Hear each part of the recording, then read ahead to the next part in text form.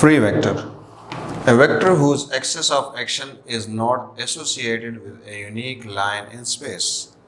वो वेक्टर जिसका एक्शन किसी खास एक यूनिक मीन्स एक स्पेशल लाइन के साथ एसोसिएटेड ना हो, उस वेक्टर को हम कहते हैं फ्री वेक्टर।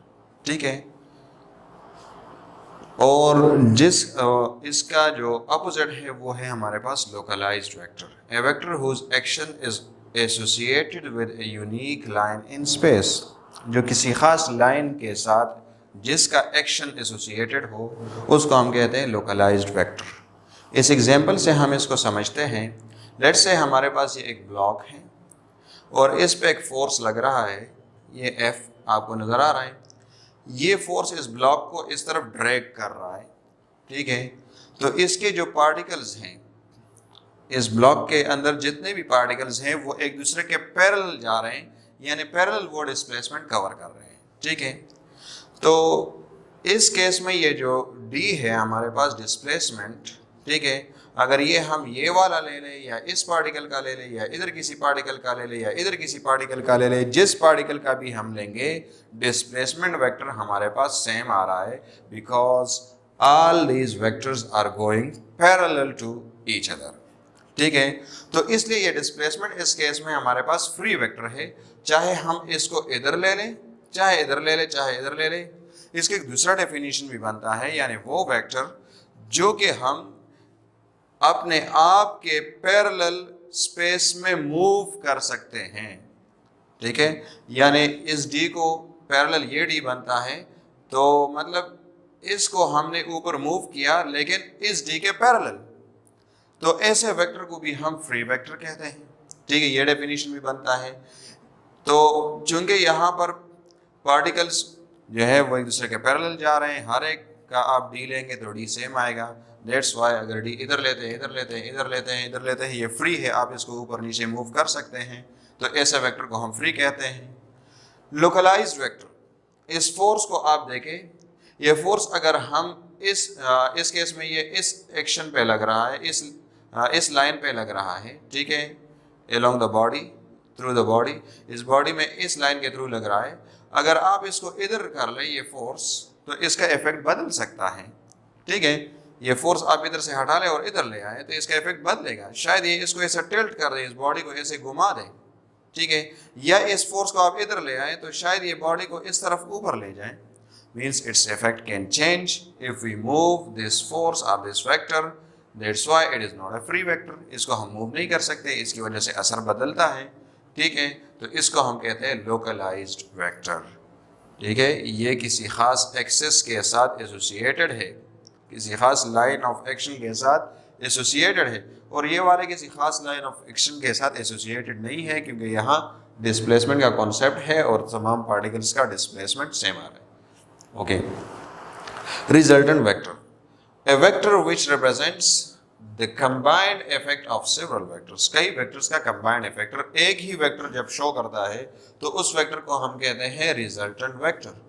सपोज आपके पास ये दो फोर्सेस हैं F1 F2, इनको आपने हेड टू टेल रूल के थ्रू ऐड किया। जब ऐड किया तो रिजल्टेंट हमारे पास ये आ गया। ठीक है। इसके हेड पे हमने ये इसका टेल रख दिया और ये रिजल्टेंट हमारे पास आ गया। ये रिजल्टेंट अब इन दोनों के कंबाइंड इफेक्ट के बराबर है। यानी अगर लेट्स से आपके पास ये पॉइंट है जिस पे ये दो फोर्सेस लग रहे हैं, F1 इस तरफ लग रहा है और F2 इस तरफ लग रहा है, दोनों 10 न्यूटन्स हैं। ठीक है। तो अब ये इस पार्टिकल को जिस तरफ डिस्प्लेस करेंगे, उस पर जो इफेक्ट डालेंगे, उसकी जगह अगर हम ये रिजल्टेंट अकेले एक फोर्स 14.14 न्यूटन इनकी जगह हम अप्लाई कर ले तो इफेक्ट सेम होगा। 14.14 कहाँ से आया? तो ये हम चूँकि यहाँ पर ये एक दूसरे के साथ 90 डिग्री एंगल बना रहे हैं, इसलिए हम यहाँ पर इसको पाइथागोरस थ्योरम से सॉल्व कर लेते हैं। हमारे पास रिजल्ट आएगा 14.14, 10 square plus 10 square which is equal to 14.14 newtons. तो मतलब ये इन दोनों फोर्सेस के बराबर है 14.14। अब ये दोनों अप्लाई करें इस पॉइंट पे, ये देखें दोनों अप्लाई करें और फिर उसी पॉइंट पे आप एक फोर्स अप्लाई करें 14.14 जो इनके बराबर हो, जो मैग्नीट्यूड में इन दोनों के बराबर हो तो दोनों का इफेक्ट सेम आएगा। ऐसे फोर्स को हम कहते हैं रिजल्टेंट फोर्स, या ऐसे वेक्टर को हम कहते हैं resultant vector. Why does a vector not change? When does a vector not change? Vector कब चेंज नहीं होगा, इस पे एक क्वेश्चन अक्सर आता है। A vector does not change when it is displaced parallel to itself in space. अगर आप किसी वेक्टर को अपने पैरेलल मूव करें ऊपर नीचे, ठीक है, तो इसके मैग्नीट्यूड और डायरेक्शन में कोई चेंज नहीं आता, वेक्टर इज नॉट चेंज्ड, ठीक है। When vector is rotated through theta equals to 2n pi in space, keeping its tail fixed.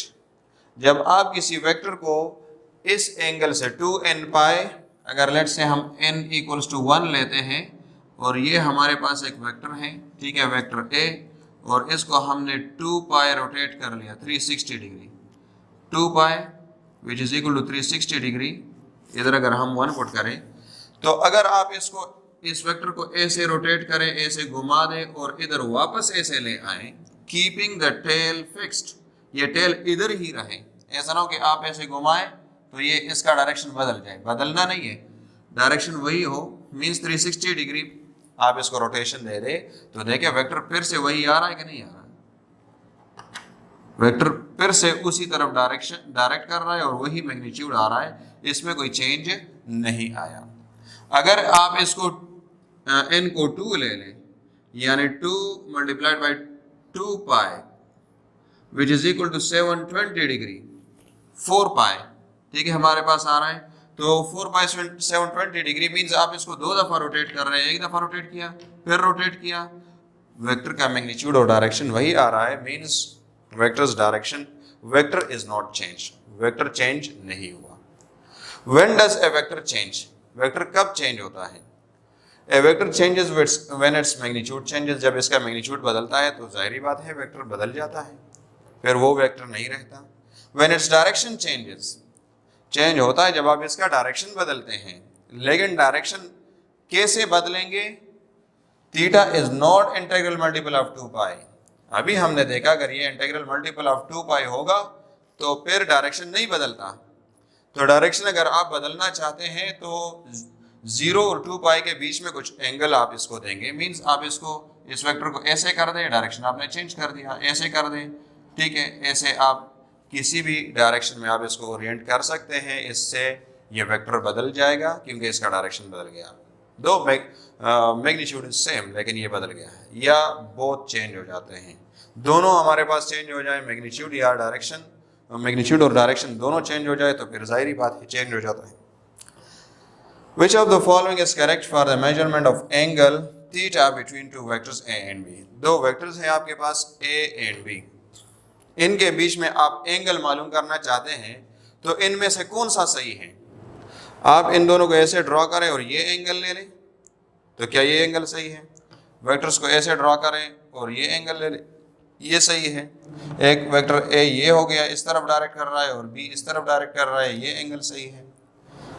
तो इस पे सोचे आप, ये सारे गलत हैं, इसका जो करेक्ट ऑप्शन है वो हमारे पास नहीं है, इसलिए हम नॉन ऑफ दिस ऑप्ट कर लेते हैं। क्यों? क्योंकि जब वेक्टर्स का हम डायरेक्शन या एंगल निकालते हैं तो वेक्टर्स को हम टेल टू टेल प्लेस करेंगे या हेड टू हेड प्लेस करेंगे। यहाँ देखें ये टेल टू टेल प्लेस हैं, लेकिन फिर एंगल हम इस तरह फाइंड आउट करते हैं, ठीक है, ये एंगल हम लेते हैं, ये करेक्ट है, ठीक है, अकॉर्डिंग टू द रूल्स है, this one is then correct but this one is incorrect, ये हमारे पास इनकरेक्ट है, ये करेक्ट है ये, ठीक है। और इसमें देखें ये तो यहाँ पर हेड टू हेड नहीं है या टेल टू टेल नहीं है, यहाँ भी हेड इस तरफ आ रहा है और एक हेड दूसरा इस तरफ जा रहा है, तो मीन्स ये भी गलत है, ठीक है। आल्दो आप इसको अगर एंगल को देखें तो आपको सही लगेगा, यहाँ भी शायद आपको सही लगे, लेकिन याद रखें जब आप वेक्टर्स के बीच में एंगल फाइंड आउट करना चाहते हैं तो ये तो या तो ये हेड टू हेड अटैच्ड हो या टेल टू टेल अटैच्ड हो। Thanks a lot for watching this video.